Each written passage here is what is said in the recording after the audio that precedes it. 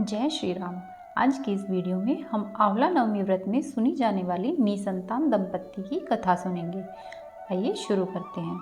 एक बार काशी नगरी में एक निसंतान एवं दानी दंपत्ति रहा करता था, लेकिन यह संपत्ति निसंतान था।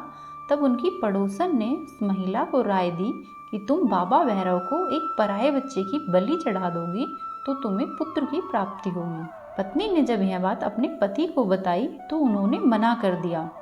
उन्होंने कहा कि बच्चे को कुएं में नहीं गिराना चाहिए, यह पाप होता है। लेकिन उसकी पत्नी ने उसकी बात को नहीं मानी। उससे बिना बताए पत्नी ने एक बच्ची को कुएं में गिरा दिया और बाबा को बलि दे दी। लेकिन उसकी पत्नी को विपरीत परिणाम देखने को मिला। उसके शरीर पर कई घाव हो गए। अपनी पत्नी की ऐसी हालत देखकर उसके पति ने पूछा कि यह क्यों हुआ है। तब उसकी पत्नी ने उसे सारा किस्सा सुनाया कि मैंने कैसे उस बच्ची की बलि दी थी। पत्नी की बात सुनकर पति ने कहा कि संसार में गाय, बालक, ब्राह्मण की हत्या करने वालों के लिए कोई स्थान नहीं है। इसलिए इस पाप का प्रायश्चित करने के लिए तुम्हें गंगा नदी के किनारे जाकर भगवान को याद करना होगा। यदि तुम सच्चे मन से भगवान को याद करोगी और उनके भजन करोगी तो तुम्हें अवश्य ही इन कष्टों से मुक्ति मिलेगी।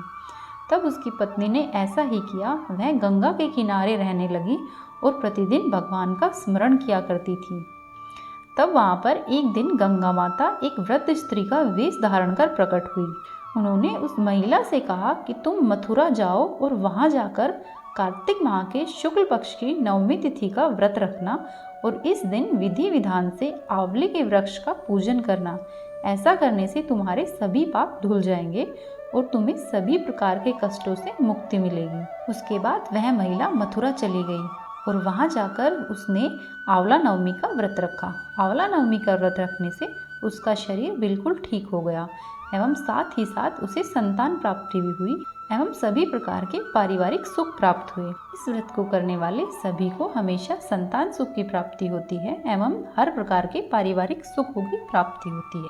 यदि आपको हमारी जानकारी पसंद आई तो हमारे चैनल को सब्सक्राइब करें, वीडियो को लाइक करें, अपने दोस्तों के साथ शेयर करें।